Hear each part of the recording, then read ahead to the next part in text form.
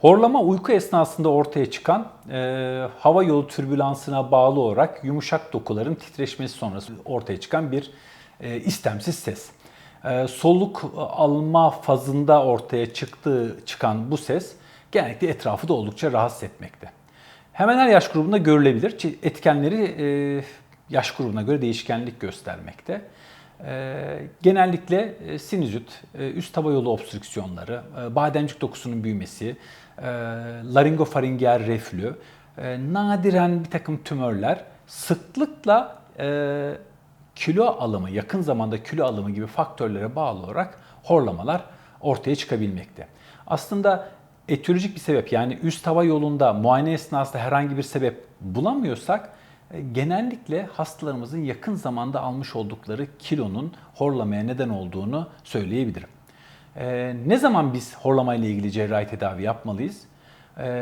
Horlama eğer bireyi rahatsız ediyorsa, etrafında bir soruna neden oluyorsa ve özellikle hem sırt üstü hem de sağ ve sol yatışlarda ortaya çıkıyorsa o zaman cerrahi olarak tedavi edilebilir halde oluyor.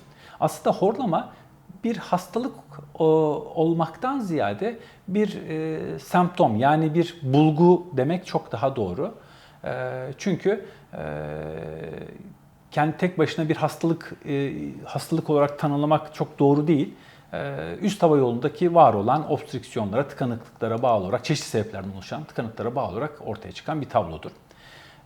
Erişkinlerde özellikle tıkayıcı uyku apne sendromuyla birlikteliği söz konusu, ancak her horlama hastası için tıkayıcı uyku apne sendromunun varlığından bahsetmek çok doğru değil. Bu nedenle her horlayan hastada tıkayıcı uyku apne sendromunu araştırmıyoruz.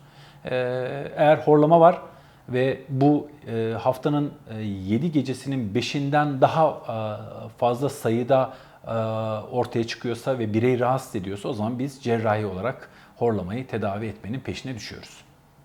Cerrahide neler yapıyoruz? Var olan bulgulara göre hareket ediyoruz, fizik muayene bulgularına.